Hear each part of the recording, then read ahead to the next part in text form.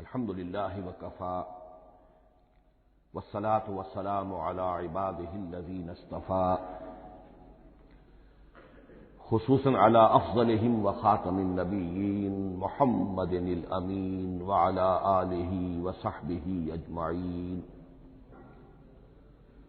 اما بعد فقد قال اللہ تبارک وتعالی کما ورد فی سورة الزخرف اعوذ باللہ من الشیطان الرجیم بسم اللہ الرحمن الرحیم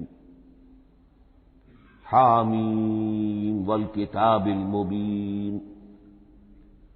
انا جعلناہ قرآنا عربیا لعلکم تعقلون وَإِنَّهُ فِي أُمِّ الْكِتَابِ لَدَيْنَا لَعَلِيٌّ حَكِيمٌ وقال تبارك وتعالى كما ورد في سورة الواقعة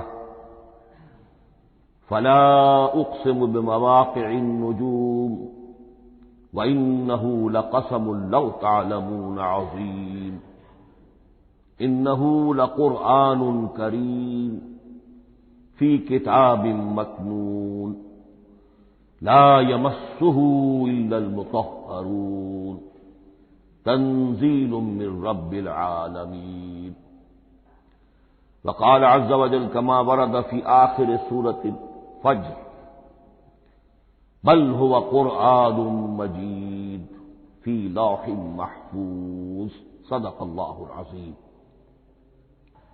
رب اشرح لي صدري ويسر لي أمري واحلل عقدة من لساني يفقهوا قولي اللهم ربنا الہمنا رشدنا واعذنا من شرور انفسنا اللهم ارنا الحق حقا وارزقنا اتباعه وارنا الباطل باطلا وارزقنا اجتنابه اللهم ارحمنا بالقرآن العظيم واجعله لنا اماما ونورا وهدى ورحمة اللهم ذكرنا منه ما نسينا وعلمنا منه ما جهلنا وارزقنا تلاوته آناء الليل وآناء النهار واجعله لنا حجة يا رب العالمين آمین۔ آج شعبان معظم کی 28ویں شب ہے اور ہم ماہ رمضان مبارک کے دوران نماز تراویح کے ساتھ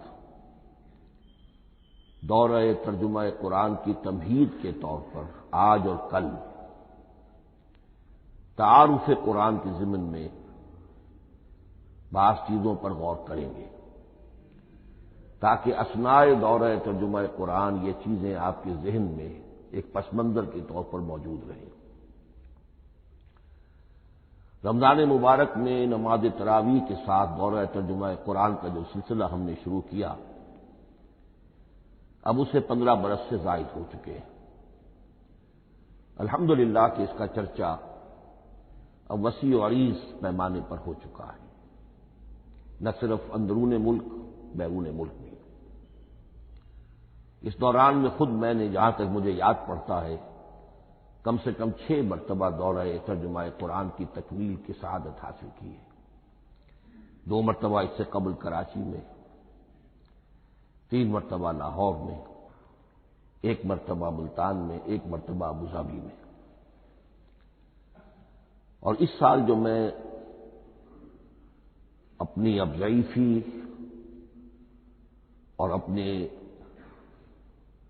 علالت کے باوجود یہ ہمت کر رہا ہوں اس کا ایک خاص سبب ہے، اور وہ یہ کہ اللہ کے فضل و کرم سے بعض صورتیں ایسی پیدا ہوئیں کہ کیبل ٹی وی پر میرے ان دروس قرآن یا دورہ ترجمہ قرآن کے کیسٹ دکھائے گئے بھارت میں، اور وہیں سے یہ درخواست بھی موصول ہوئی کہ ہم چاہتے ہیں کہ اسے سیٹلائٹ پر ٹیلی کاسٹ کرائیں، لیکن اس کے لیے اس کی جو ریکارڈنگ ہے اس کا معیار بہتر ہونا چاہیے۔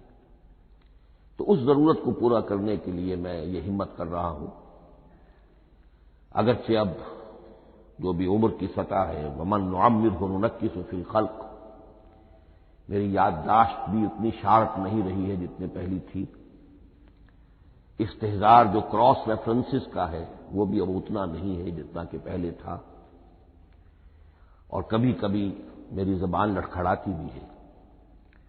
ان تمام معذوریوں کے باوجود اس ایک اہم ضرورت کے تحت میں نے یہ ارادہ کیا۔ میں خود بھی اللہ سے دعا کرتا ہوں، آپ بھی اللہ سے دعا فرمائیں کہ اس ارادے کی تکمیل ہو جائے اور اس سلسلے کو اللہ تعالیٰ اپنے کلام پاک کے پیغام اور علم اور حکمت کی ایک بڑے پیمانے پر پورے عالم انسانیت میں پھیلانے کا ذریعہ بنا دے۔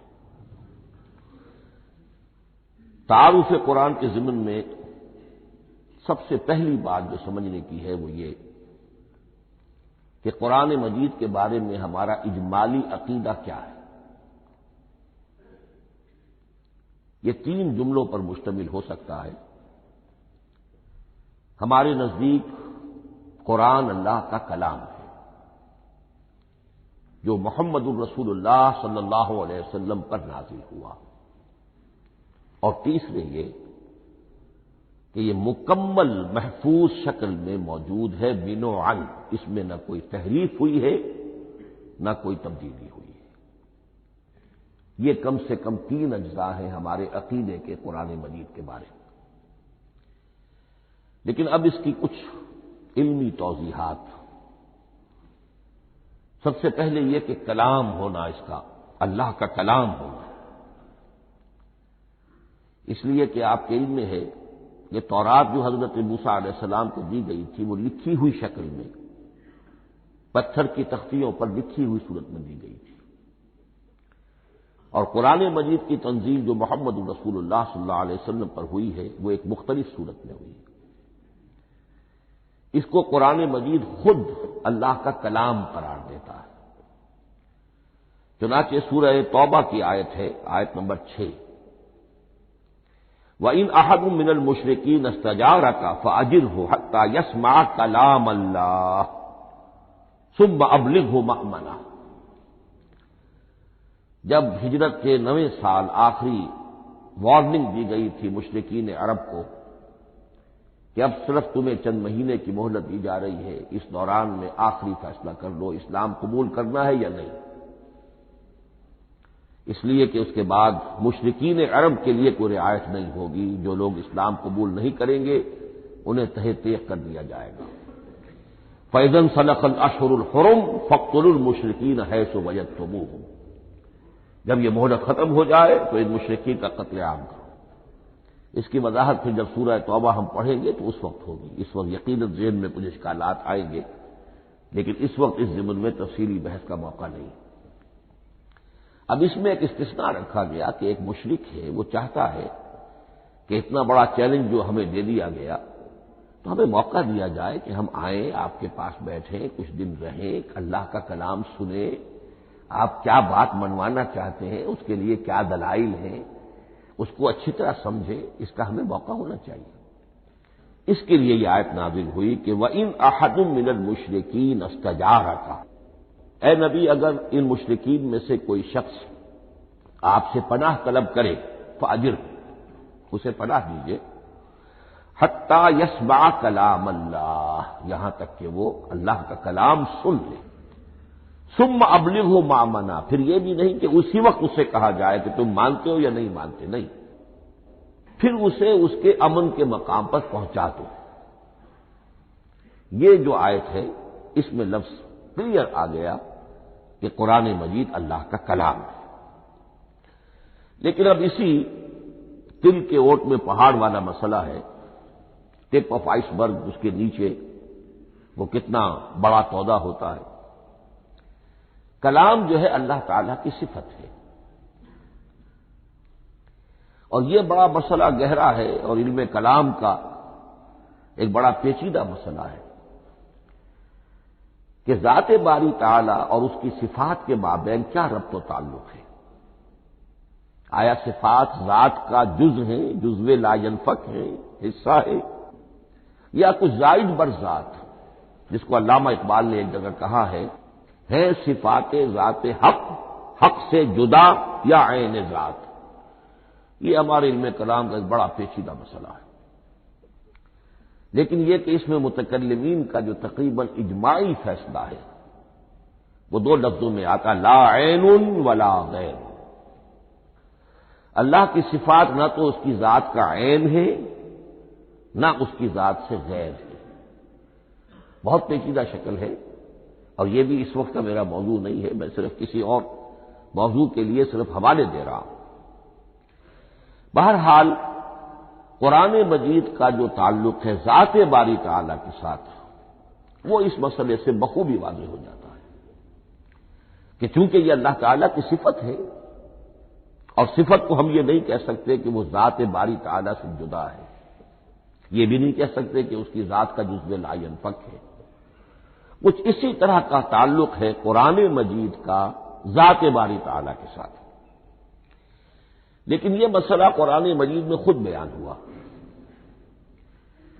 اور سورہ حشر کی آیت میں تو یہ فرمایا گیا، اللہ تعالیٰ نے اپنے اس کلام کی عظمت کو یوں بیان کیا، وہ عظمت کما ہیا، جیسے کہ وہ فی الواقع ہے، اور جس کا کہ گویا کہ پورا ادراک ہمارے لیے اپنی بہت سی محدودیتوں کی وجہ سے ممکن نہیں ہے، لیکن ایک تمثیل کے پیرائے میں سمجھایا، لو انزلنا ھذا القرآن علی جبل لرأیتہ خاشعا متصدعا من خشیۃ اللہ وتلک الامثال نضربها للناس لعلهم یتفکرون۔ اگر ہم نے اس قرآن کو کسی پہاڑ پر اتار دیا ہوتا تو تم دیکھتے کہ وہ دب جاتا اور پھٹ جاتا اللہ کے خوف سے۔ اور یہ مثالیں ہیں جو ہم لوگوں کے لیے بیان کرتے ہیں تاکہ وہ غور کریں، تدبر کریں، سمجھیں۔ ما لا یدرک کلہ لا یترک کلہ، اگرچہ بتمام و کمال عظمت قرآن کا فہم ان کے لیے ممکن نہیں ہے، لیکن کسی درجے میں تو کچھ انعکاس اس کا ہو جائے، کچھ اندازہ ہو جائے، انسان اپنی ذہنی سطح کے اعتبار سے، اس کی مناسبت سے کسی درجے میں عظمت قرآن کا اندازہ کر لے، تو اللہ تعالیٰ کے ان الفاظ کو سامنے رکھے کہ لو انزلنا ھذا القرآن علی جبل لرأیتہ خاشعا متصدعا من خشیۃ اللہ۔ اب اس آیت کو سمجھنے کے لیے سورہ اعراف کی آیت نمبر 143 کو سمجھنا ہوگا، اسی اصول کے تحت کہ القرآن یفسر بعضہ بعضا، قرآن کا ایک حصہ دوسرے حصے کی تشریح کرتا ہے۔ وہاں یہ واقعہ بیان ہوا ہے کہ حضرت موسیٰ علیہ السلام کو جب اللہ تعالیٰ نے کوہ طور پر طلب فرمایا 30 راتوں کے لیے، جس میں بعد میں 10 کا اضافہ کر کے وہ ایک 40 رات کا ایک کورس بنا، دن رات، اس موقع پر جو مخاطبہ الہی، مکالمہ الہی سے مشرف ہوئے حضرت موسیٰ علیہ السلام، تو ان کی آتش شوق بھڑکی اور انہوں نے بڑی جرأت کر کے یہ درخواست کر دی، رب ارنی انظر الیک، پروردگار مجھے اپنا دیدار بھی عطا فرما، مجھے موقع عنایت فرما، میں تجھے دیکھ سکوں۔ یہ ان کی وہ آتش شوق کا مسئلہ ہے، لیکن جواب کیا ملا؟ لن ترانی، تو مجھے ہرگز نہیں دیکھ سکتے، ولکن انظر الی الجبل فإن استقر مکانہ فسوف ترانی۔ لیکن ظاہر بات ہے کہ حضرت موسیٰ علیہ السلام کو بات سمجھانے کے لیے کچھ مشاہدہ بھی کرانا تھا۔ فرمایا تم مجھے نہیں دیکھ سکتے، البتہ اس سامنے کے پہاڑ پر نگاہ جماؤ،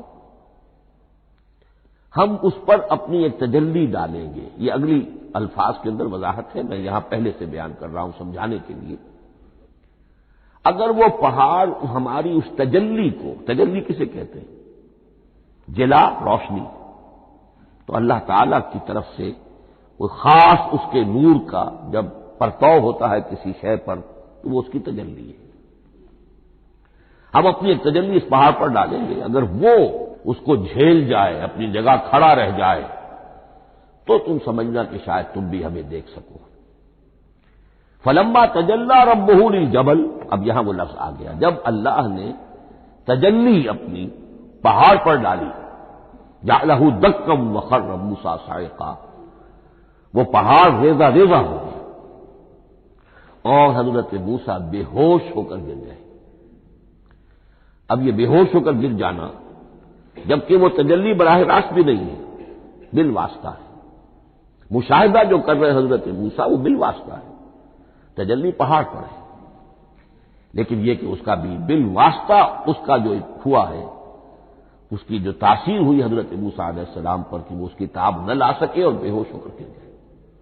یہاں سے یہ بات سمجھ میں آتی ہے کہ یہ تجلی ذات باری تعالی تھی جس نے کوہ طور کو جلا کر بھسم کر دیا یا ٹکڑے ٹکڑے کر دیا، ریزہ ریزہ کر دیا۔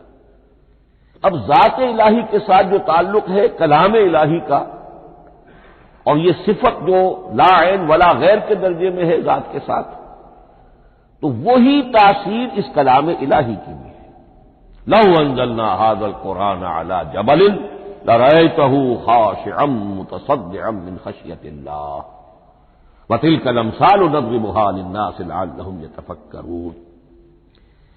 اس حقیقت کو اس دور میں اپنے مطالعے کی محدودیت کا اعتراف کرتے ہوئے عرض کر رہا ہوں کہ میرے نزدیک جس قدر پرشکوہ انداز میں علامہ اقبال نے بیان کیا ہے اسی کیفیت کو وہ شاید اس کی کوئی مثال نہ مل سکے۔ فاش گویم آنچ در دل مزمرست، یہ کتابیں نیست چیزیں دیگرست، میں صاف ہی کہہ دیتا ہوں جو میرے دل میں چھپی ہوئی بات ہے۔ فاش گویم آنچ در دل مزمرست، یہ کتابیں نیست، اس قرآن کو کتاب نہ سمجھنا، یہ کچھ اور شے ہے، چیزیں دیگرست۔ اب وہ چیزیں دیگر کیا ہے؟ وہی جو میں نے عرض کیا، ذات باری تعالی اور کلام کا صفت باری تعالی ہونا، اس کے بنا پر جو مناسبت ہے، جو قرب ہے، جو مشابہت ہے۔ مثل حق پنہاؤ ہم پیداستو، زندہ و پائندہ و گویاستو۔ اس کلام میں اللہ تعالی کی ساری صفات کا انعکاس موجود ہے۔ یہ بات ویسے بھی سمجھ میں آتی ہے، کوئی شخص ذرا گفتگو کرے، چند جملے جب وہ ادا کرے گا اپنی زبان سے تو معلوم ہو جائے گا کہ اس کے فہم کا، اس کی دانش کا، اس کے مطالعے کا حدود اربع کیا ہے اور اس کے ذہن کی سطح کیا، سمجھ میں آ جائے گی بات۔ اس لیے کہ کلام جو ہے وہ متکلم کی پوری شخصیت کی عکاسی کر رہا ہوتا ہے۔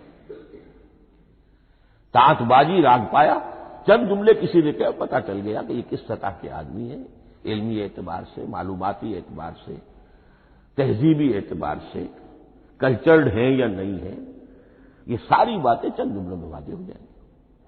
تو اللہ تعالیٰ کی بھی جملہ صفات کا عکس اس قرآن میں موجود ہے۔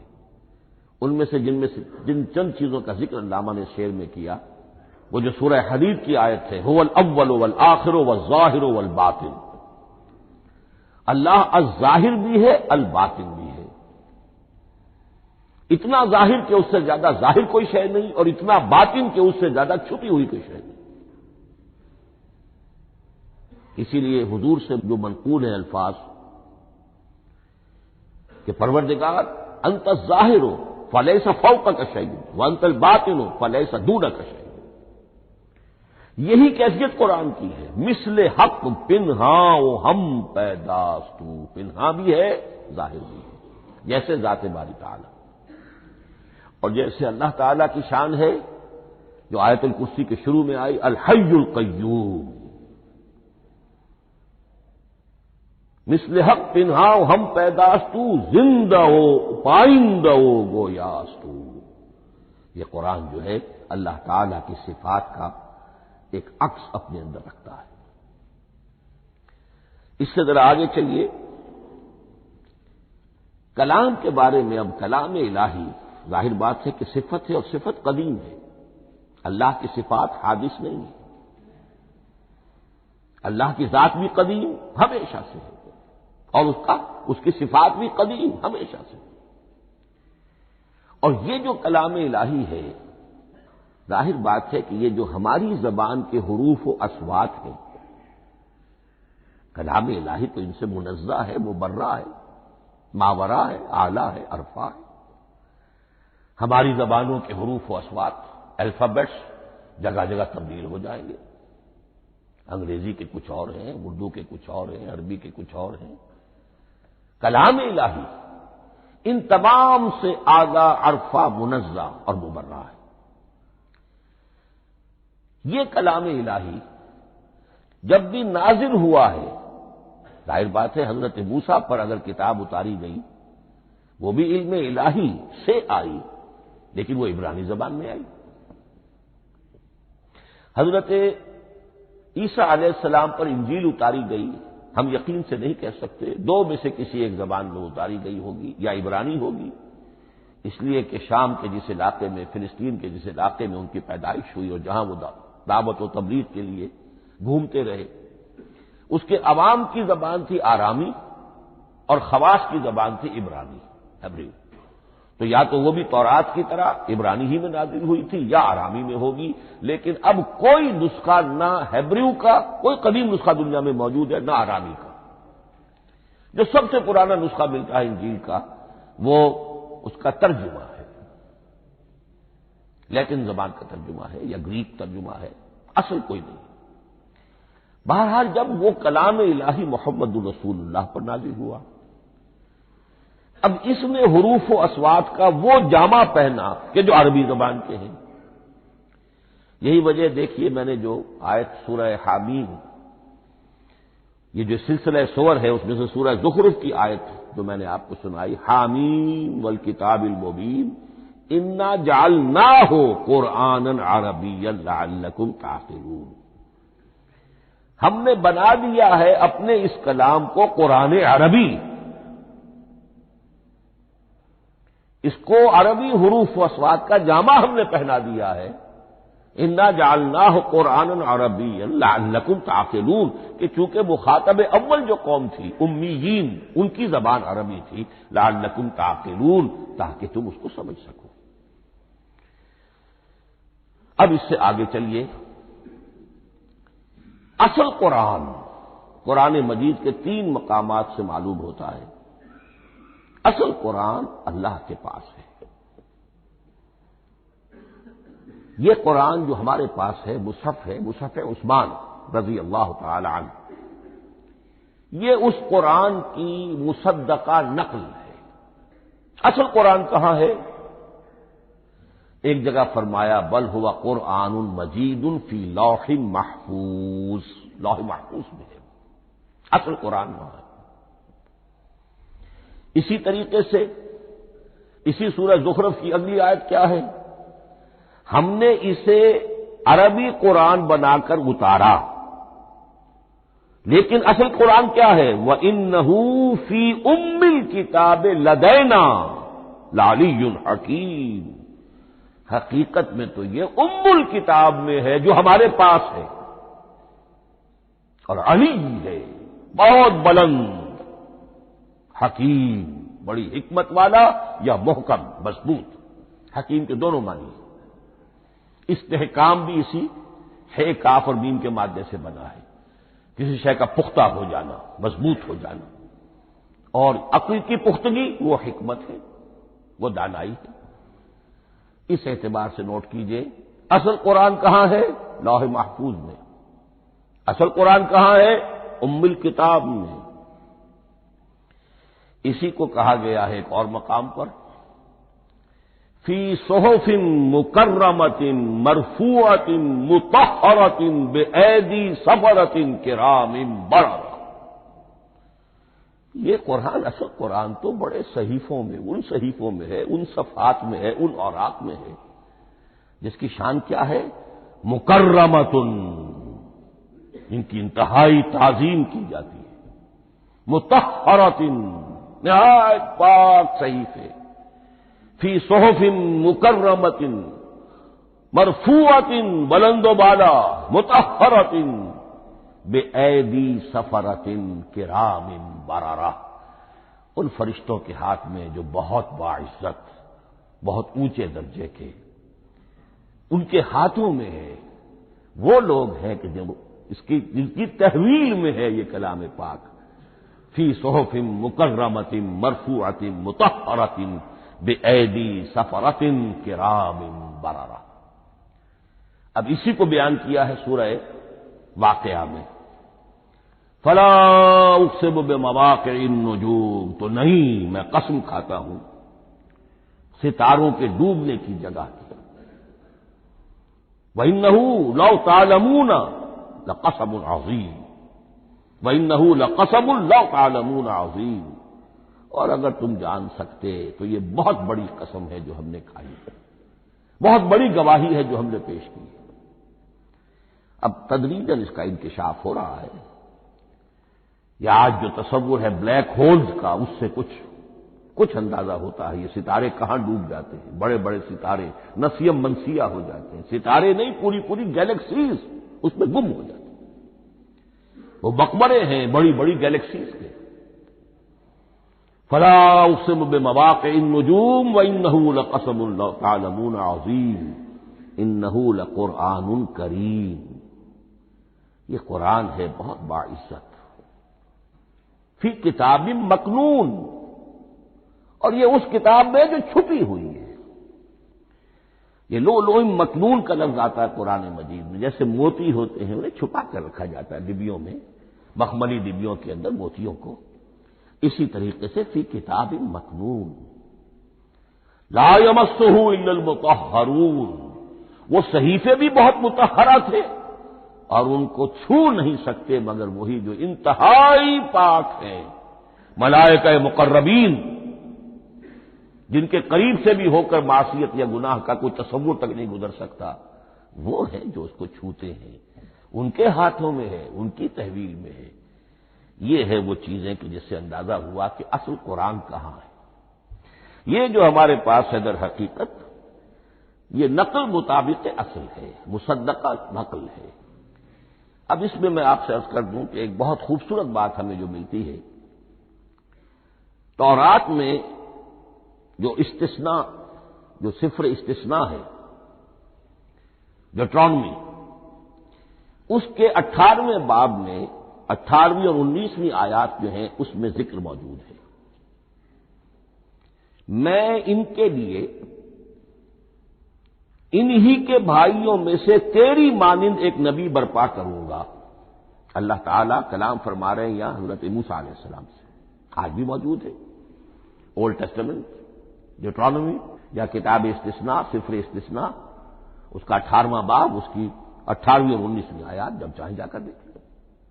میں ان کے لیے ان کے بھائیوں ہی میں سے تیری مانند ایک رسول اٹھاؤں گا. میں ان کے لیے انہی کے بھائیوں میں سے تیری مانند ایک نبی برپا کروں گا اور اپنا کلام اس کے منہ میں ڈالوں گا، اور جو کچھ میں اس سے کہوں گا وہی وہ ان سے کہے گا. یہ ہے جو پیشین گوئی ہے محمد الرسول اللہ صلی اللہ علیہ وسلم کی. اور یہاں وہ فرق واضح کر دیا گیا، اے موسیٰ تم سے تو یا تو ہم نے کلام کیا ہے یا تمہیں جو کتاب دی ہے وہ لکھی ہوئی دی ہے، لیکن جو نبی تیری ہی مانند میں برپا کروں گا. اب اس میں بھی نوٹ کرنے کی بات ہے کہ حضرت موسیٰ کے مشابہ نبی اکرم صلی اللہ علیہ وسلم کے سوا کوئی نبی نہیں. صاحب کتاب وہ بھی تھے، صاحب کتاب محمد بھی ہے. صاحب امت وہ بھی تھے اور صاحب امت محمد رسول اللہ. تیری مانند صاحب شریعت. حضرت عیسیٰ صاحب شریعت نہیں تھے، شریعت موسوی ہی کو نافذ کرنے کے لیے آئے تھے. ان کی حیثیت دین موسوی کے مجدد کی تھی. ویسے نبی تھے، اللہ کے فضل و کرم سے نبی تھے، اس میں کوئی شک نہیں، رسول تھے. لیکن یہ کہ ان کے کام کی نوعیت کیا تھی، اس لیے کہ کوئی نئی شریعت لے کر نہیں آئے. اب بھی انجیل میں الفاظ موجود ہیں، don't think I have come to destroy law. یہ موزائک لا جسے یہ کہتے ہیں شریعت موسوی، وہ تم پر نافذ رہے گی، تم اس کی پابندی کرو گے. چونکہ صاحب شریعت رسول یا موسیٰ یا محمد صلی اللہ علیہ وسلم علیہ الصلوۃ والسلام. تو میں ان کے بھائیوں میں سے، اب بھائی کون ہوں گے؟ ظاہر بات ہے بنی اسرائیل، ان کے کزنس کون ہیں؟ بنی اسماعیل. بنی اسرائیلی تو جو بھی نبی ہے وہ انہی میں سے ہے، ان کے بھائیوں میں سے. تو بھائی تو ہوگا، ان کا کزن ہوگا. اب وہ کون ہے؟ بنی اسماعیل. آپ نے ابھی سنا ہوگا جب پیس ٹریٹی ہوئی تھی اور کلنٹن صاحب آئے تھے، اور وہاں جب شاہ حسین جو ہیں اردن کے وہ بھی آئے اور بغل گیر ہوئے تھے، اسرائیل کے وزیر اعظم تھے، تو اس وقت یہ لفظ استعمال کیا تھا صدر کلنٹن نے کہ آپ لوگ تو آپس میں کزنز ہیں. کزن استعمال کیا تھا. تو ان کے بھائیوں میں سے گویا کہ غیر اسرائیلی جو ان کے قریب ترین قرابت دار ہوں گے وہ بنو اسماعیل ہیں. تیرے مانند صاحب شریعت نبی میں برپا کروں گا، لیکن اس پر جو میرا کلام اترے گا وہ کس شکل میں اترے گا؟ میں اپنا کلام اس کے منہ میں ڈالوں گا اور پھر وہ جو کچھ کہے گا وہ وہی کہے گا جو میں نے کہا ہے۔ اب اس کے حوالے سے ایک بہت اہم بات سمجھ لیجئے، قرآن مجید کے دو اہم مقامات کی وضاحت اس سے ہو جائے گی۔ یہ کلام اللہ، قرآن مجید میں اس کو قول جبرائیل بھی کہا گیا ہے۔ کلام اللہ حضرت جبرائیل کے ذریعے سے جب ادا ہوا ہے تو قول جبرائیل ہے، اور پھر جب وہ محمد الرسول اللہ کی زبانی ادا ہوا تو قول رسول ہے، قول محمد ہے صلی اللہ علیہ وسلم۔ یہ قول اللہ بھی ہے، قول جبرائیل بھی ہے، اور قول محمد بھی ہے بیک وقت۔ یہ بات دیکھیے سورہ انفطار میں اذا السماء انفطرت، اس میں یہ جو الفاظ آئے ہیں انہ لقول رسول کریم، سورۃ تکویر اذا الشمس كورت، انہ لقول رسول کریم ذی قوت عند ذی العرش مکین مطاع ثم امین وما صاحبکم بمجنون۔ یہ یہاں پر حضرت جبرائیل کا ذکر ہو رہا ہے۔ وما ہوا بقول شیطان الرجیم، محمد تک اس قرآن کو لانے والا تو وہ بلند پائے کا فرشتہ ہے، یہ کوئی شیطان رجیم نہیں ہے۔ اس لیے کہ مکے والوں نے کہہ دیا تھا ہو سکتا ہے کوئی مجروح آئی ہو محمد پر، اور اس مجروح نے کوئی الٹی سیدھی بات سکھا دی ہو، نہیں۔ انہ لقول رسول کریم، یہاں رسول کریم کون ہے؟ حضرت جبرائیل۔ انہ لقول رسول کریم ذی قوت عند ذی العرش مکین، بڑی قوت والا اور جس کا بڑا اونچا مقام اور مرتبہ ہے عرش والے کے قریب۔ ذی قوت عند ذی العرش مکین مطاع ثم امین، وہ فرشتوں کے مطاع ہیں، فرشتے ان کی اطاعت کرتے ہیں، فرشتوں کے سردار ہیں، اور پھر ساتھ ہی پورے امین ہیں، جبرائیل امین، یہ ہم لفظ استعمال کرتے ہیں۔ اور اس کے بعد آگے جا کے فرمایا وما ہوا بقول شیطان الرجیم، یہ کسی شیطان رجیم کا قول نہیں ہے۔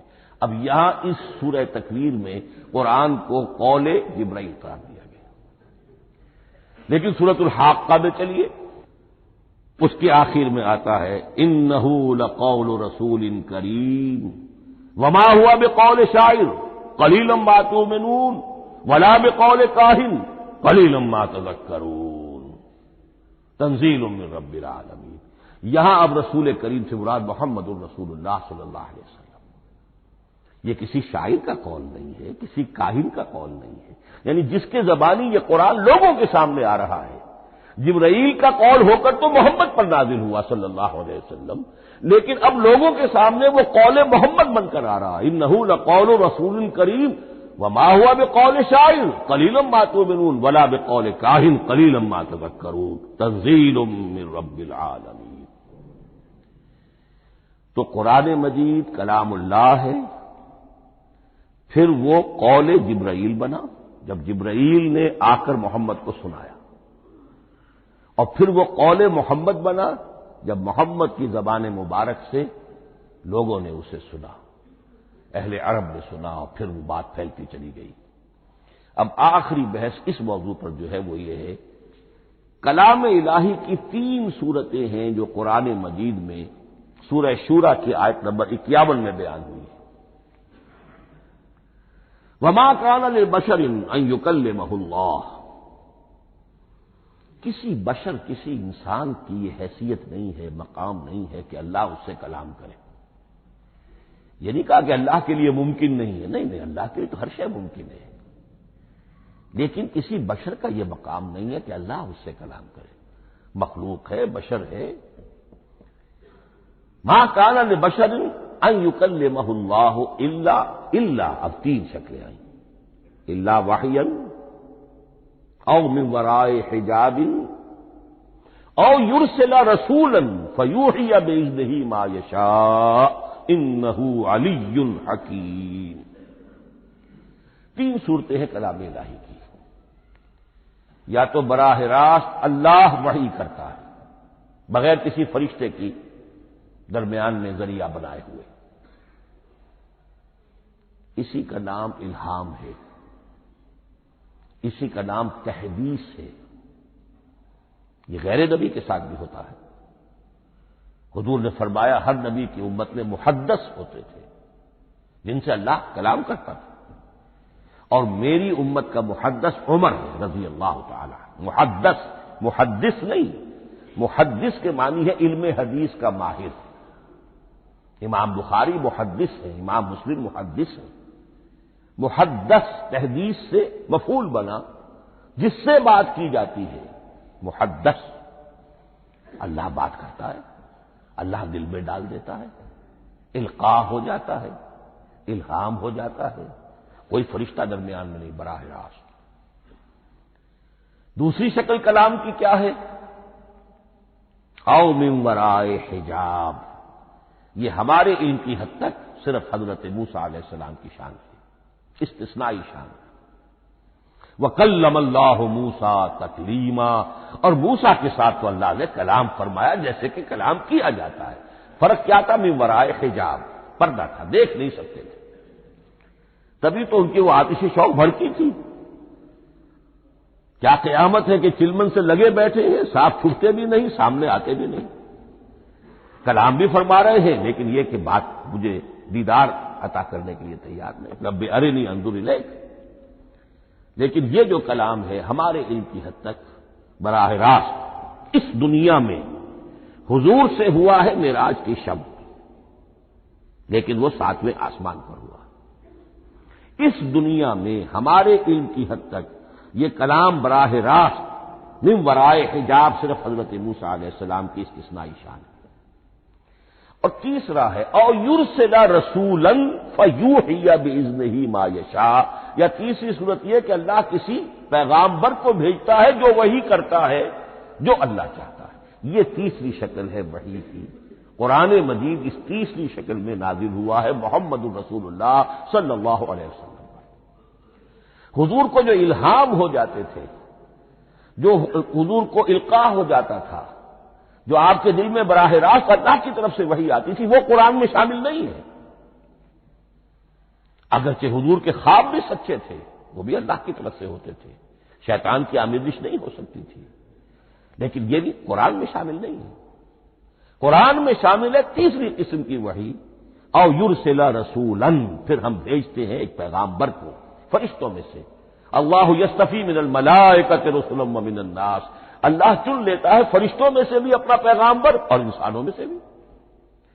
تو فرشتے کے ذریعے سے ایک فرشتہ جو اللہ سے لیتا ہے اور انسان رسول انسان تک پہنچا دیتا ہے۔ اب وہ رسول انسان، رسول بشر جو ہے وہ اپنے ہم نوع، ہم جنس لوگوں کو پہنچاتا ہے۔ تو اللہ یصطفی من الملائکۃ رسلا ومن الناس، یہاں وہی بات فرمائی او یرسل رسولا فیوحی باذنہ ما یشاء، پھر وہ وحی کرتا ہے اللہ کے حکم سے جو اللہ چاہتا ہے۔ یہ کلام الہی کی یہ تیسری شکل ہے جو محمد الرسول اللہ صلی اللہ علیہ وسلم پر نازل ہوا، اور وہ ہے قرآن حکیم۔ اب ایک اور بحث جو علمی ہے وہ یہ ہے کہ حضور پر جو اس کا نزول ہوا اس کی کیفیات کیا تھی۔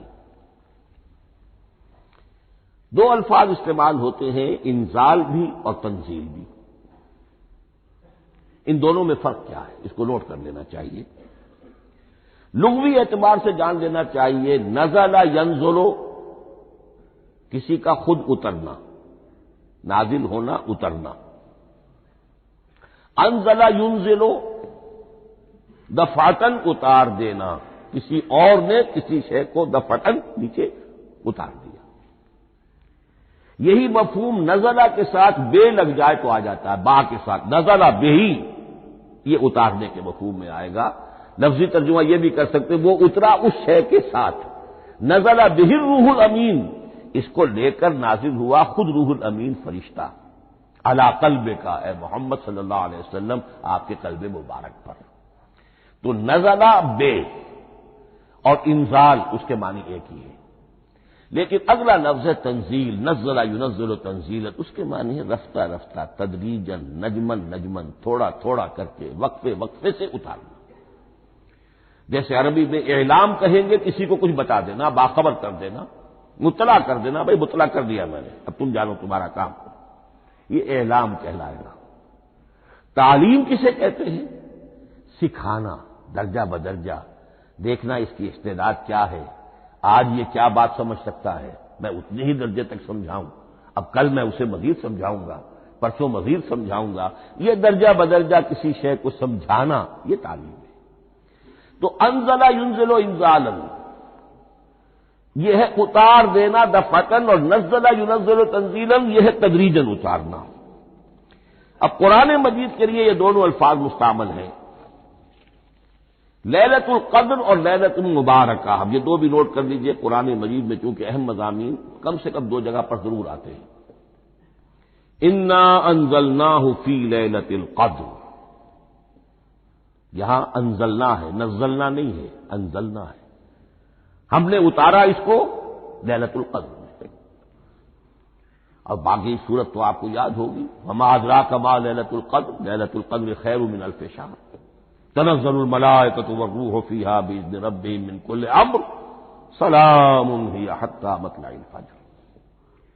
لیکن یہ اہم مضمون قرآن مجید میں دوسری جگہ بھی ہے، سورہ دخان کے شروع میں فرمایا حامیم والکتاب المبین انا انزلناہ فی لیلۃ مبارکۃ انا کنا منذرین فیہا یفرق کل امر حکیم امرا من عندنا انا کنا مرسلین رحمتا من ربک انہ هو السمیع العلیم۔ یہ لیلۃ المبارکہ ہے، ایک ہی ہے، لیلۃ القدر اور لیلۃ المبارکہ، ان دونوں کے لیے وہی انزلنا کا لفظ آیا۔ لیکن یہ کہ سابقہ کتابوں کے اعتبار سے قرآن مجید کا فرق واضح کیا گیا ہے، مثلا سورہ نساء کی آیت نمبر 136 بہت نمایاں ہے، بہت نمایاں ہے۔ وہاں فرمایا گیا یا ایھا الذین آمنوا آمنوا باللہ ورسولہ والکتاب الذی نزل علی رسولہ والکتاب الذی انزل من قبل۔ اے ایمان کے دعوے دارو، حقیقتاً ایمان لاؤ، ایسے ایمان لاؤ جیسے ایمان لانے کا حق ہے، اللہ پر بھی اور اس کے رسول پر بھی، اور اس کتاب پر بھی جو اللہ نے اپنے رسول پر نازل فرمائی، اور اس کتاب پر بھی جو اللہ نے پہلے نازل فرمائی۔ لیکن نازل کے لیے یہاں آیا حضور کے لیے والکتاب الذی نزل علی رسول، تنزیل کی شکل میں، اور تورات کے لیے والکتاب الذی انزل من قبل، وہ تو دفعۃ واحدا لکھی ہوئی تختیوں کی شکل میں حضرت موسیٰ علیہ السلام کو دے دی گئی تھی۔ تو یا ایھا الذین آمنوا آمنوا باللہ ورسولہ والکتاب الذی نزل علی رسولہ والکتاب الذی انزل من قبل۔ یہ جو تنزیل ہوئی ہے حضور پر، یعنی لیلۃ القدر میں جو رمضان مبارک میں ہے، پورا قرآن لوح محفوظ سے، کتاب مکنون سے، ام الکتاب سے نقل کر کے اتار دیا گیا سمائے دنیا تک۔ پہلا آسمان جسے ہم کہتے ہیں سمائے دنیا، وہ آسمان جو قریب ترین ہے دنیا کے، وہاں سے اب یہ درجہ بدرجہ تھوڑا تھوڑا، چند آیتیں، چند سورتیں، پھر آیتیں، پھر سورتیں، یہ نازل ہوا محمد الرسول اللہ صلی اللہ علیہ وسلم پر۔ گویا کہ پہلا مرحلہ انزال کا ہے، پورا قرآن لوح محفوظ یا کتاب مکنون یا ام الکتاب سے نقل کر کے اتار دیا گیا سمائے دنیا تک۔ یہ ہے انزل ینزل انزالا، انا انزلناہ فی لیلۃ القدر انا انزلناہ فی لیلۃ مبارکہ۔ لیکن محمد الرسول اللہ پر یہ نازل ہوا اب تھوڑا تھوڑا، نجمن نجمن، درجہ بدرجہ، تدریجن، یہ ہے تنزیل۔ اس تنزیل کی حکمت قرآن مجید میں بیان ہوئی ہے، اور اس اعتبار سے کہ اہل عرب نے، اہل مکہ نے اعتراض کیا تھا کہ یہ پورا قرآن کیوں نہیں محمد ایک ہی مرتبہ پیش کر دیتے صلی اللہ علیہ وسلم۔ اس میں جو چیز مضمر تھی وہ یہ تھی کہ چونکہ یہ حقیقت میں اللہ کا کلام نہیں ہے، یہ محمد کا اپنا کلام ہے، تو کوئی شاعر دنیا میں ایسا نہیں ہے جو ایک دم اپنا پورا دیوان دے دے۔ وہ تو ساری عمر میں تھوڑا تھوڑا، آج غزل کہی، کل قصیدہ کہا، پرسوں کچھ اور کہا، پھر وہ جمع ہوتا ہے تو وہ دیوان بنتا ہے۔ اسی طریقے سے تو یہ کر رہے ہیں۔ اگر یہ اللہ کا کلام ہوتا تو بیک وقت آ جاتا۔ یہ تو ذرا محنت کرتے ہیں، کچھ اس کے اندر اس کو اپنی محنت سے کوشش کر کے کچھ موضوع کرتے ہیں، کلمات، الفاظ، اور اس طریقے سے رفتہ رفتہ لے کر آ رہے ہیں۔ اس لیے ان کا اعتراض نقل ہوا ہے یہ۔ وقال الذین کفروا لولا نزل علیہ القرآن جملۃ واحدۃ، انہوں نے کیوں نہیں اترا یہ قرآن پورا کا پورا ایک ہی بار؟ یہ اعتراض تھا۔ اس اعتراض کے جو جوابات دیے گئے ہیں وہ نوٹ کیجیے کہ لوگوں کے حق میں یہ مفید ہے، یہ پورے قرآن کا تحمل ایک وقت میں کر نہیں سکتے۔ یہ پورا قرآن تو ایک ہی مرتبہ اگر پہاڑ پر بھی اتار دیا جاتا تو وہ پھٹ جاتا، دب جاتا۔ وَقُرْآنًا فَرَقْنَاهُ لِتَقْرَأَهُ عَلَى النَّاسِ عَلَى مُكْثٍ وَنَزَّلْنَاهُ تَنزِيلًا، سورہ بنی اسرائیل آیت 106۔ یہ وہ قرآن ہے ہم نے جس کو ٹکڑے ٹکڑے کر کے فرق نہ ہو، فرق توڑ دینا، تھوڑا تھوڑا کر کے ہم نے کر دیا، لِتَقْرَأَهُ عَلَى النَّاسِ عَلَى مُكْثٍ، تاکہ آپ اسے پڑھ کر سنائے لوگوں کو وقفے وقفے سے، تاکہ وہ سہار سکیں، سنبھال سکیں، برداشت کر سکیں۔ وَنَزَّلْنَاهُ تَنزِيلًا، اسی وجہ سے ہم نے اسے نازل کیا ہے بطرز تنزیل، بطرز انزال نہیں، بطرز تنزیل۔ وَقُرْآنًا فَرَقْنَاهُ لِتَقْرَأَهُ عَلَى النَّاسِ عَلَى مُكْثٍ وَنَزَّلْنَاهُ تَنزِيلًا۔ ایک حکمت تو ہو گئی عوام کے لیے، ایک حکمت خود رسول کے لیے صلی اللہ علیہ وسلم۔ كَذَلِكَ لِنُثَبِّتَ بِهِ فُؤَادَكَ وَرَتَّلْنَاهُ تَرْتِيلًا، اب ذرا نوٹ کیجئے، قلب محمدی کے لیے بھی اس پورے کلام کا ایک دم سہار آسان کام نہیں تھا۔ یہ اس لیے، یہ اسی سورہ الفرقان کی جو آیت کا میں نے ایک حصہ آپ کو سنا دیا تھا، اسی کے اندر اس کا جواب آیا ہے، اسی آیت میں، آیت نمبر 32 ہے یہ سورہ فرقان کی۔ وقال الذین کفروا لولا نزل علیہ القرآن جملۃ واحدۃ، یہ اعتراض ہے۔ جواب کیا ہے؟ کذالک لنثبت بہ فؤادک، ہم نے یہ اس لیے کیا ہے نبی کہ اس کے ذریعے سے آپ کے دل کو ٹھہراؤ اور جماؤ عطا کریں، یہ ایک دم اس کا اتر جانا۔ انا سنلقی علیک قولا ثقیلا، بڑا بھاری بوجھ ہے، ناقابل برداشت ہے، تاکہ رفتہ رفتہ آپ کا دل، اس کے اندر تقویت بڑھتی چلی جائے، اس کے اندر اور اس کا تحمل جو ہے اس کی صلاحیت بڑھتی چلی جائے۔ کذالک لنثبت بہ فؤادک ورتلناہ ترتیلا، اسی لیے ہم نے تھوڑا تھوڑا کر کے نازل کیا ہے۔ ولا یاتونک بمثل الا جئناک بالحق واحسن تفسیرا، ساتھ ہی فرمایا کہ یہ لوگ جو بھی اعتراض کریں گے ہم اس کا جواب بھی اور بہترین تعویل بھی آپ کو دے دیں گے۔ اب اگلی بحث یہ ہے یہ قرآن کب اور کہاں نازل ہوا؟ یہ عام معلوماتی شے ہے، اس میں کوئی پیچیدگی نہیں ہے، لیکن اس کی اہمیت ہے، بہت ضروری ہے، وہ میں انشاءاللہ اگلی بحث میں جبکہ قرآن کے سمجھنے کے جو اصول ہیں ان کو بیان کروں گا تو وضاحت سے بات آئے گی۔ یہ کہ یہ عام معلوماتی ایک ہمارے ذہن میں خاکہ رہنا چاہیے، زمان و مکان کا کیا رشتہ ہے قرآن کے ساتھ۔ قرآن نازل کب ہوا؟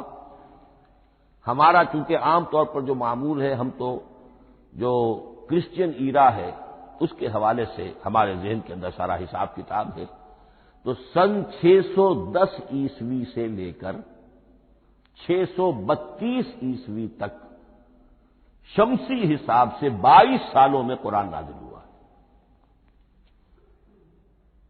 571 حضور کی ولادت کا سال ہے، 571 عیسوی۔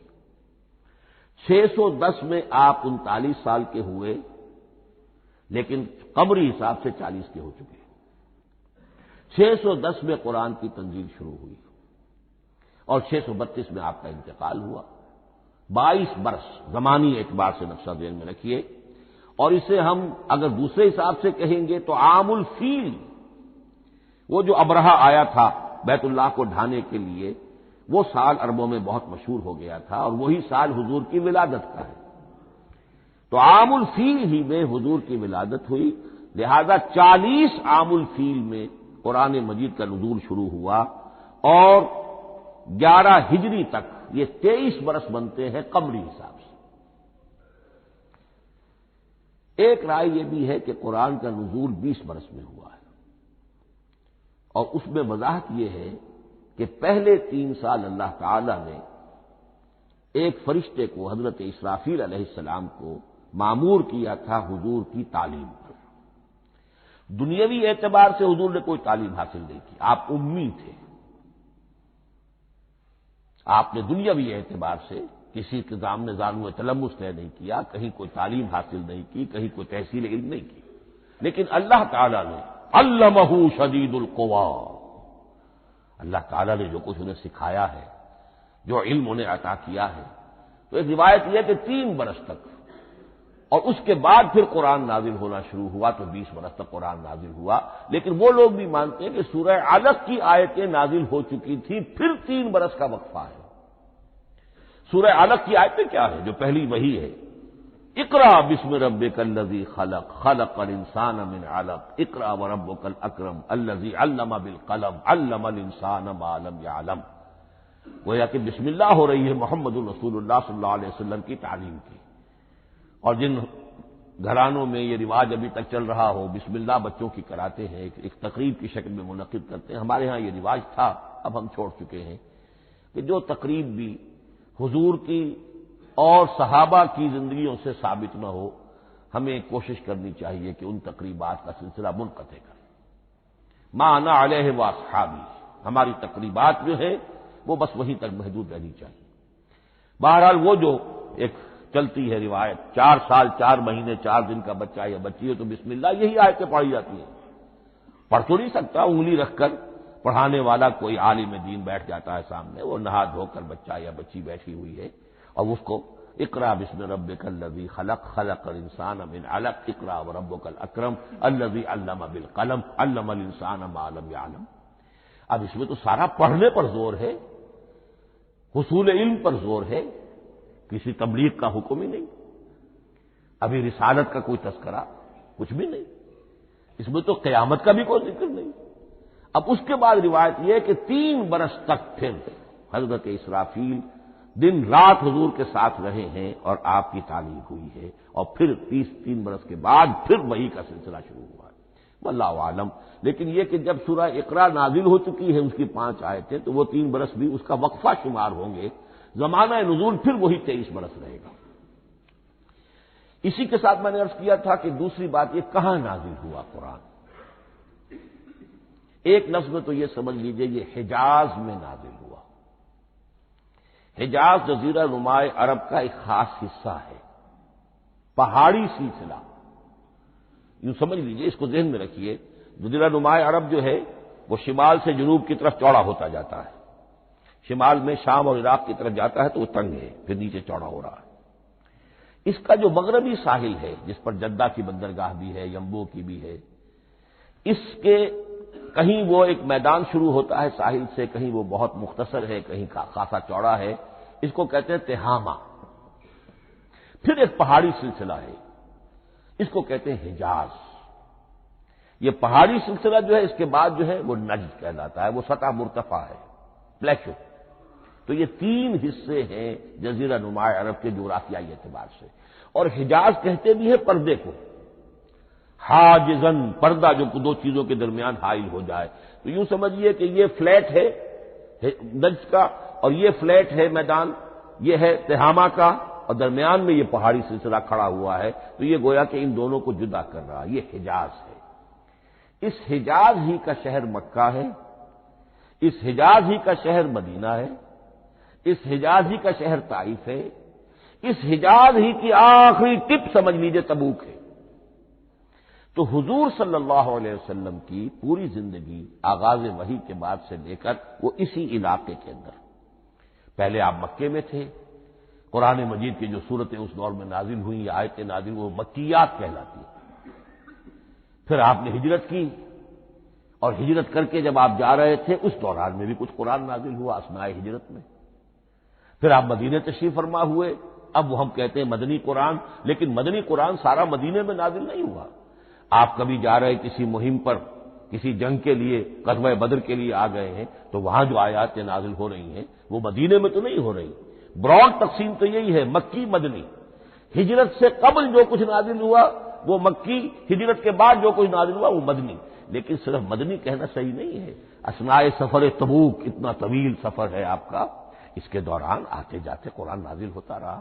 لیکن یہ بات نوٹ کر لیجئے کہ پورا قرآن حجاز ہی میں نازل ہوا ہے، یہ تمام شہر، یہ تمام علاقہ حجاز کہلاتا ہے۔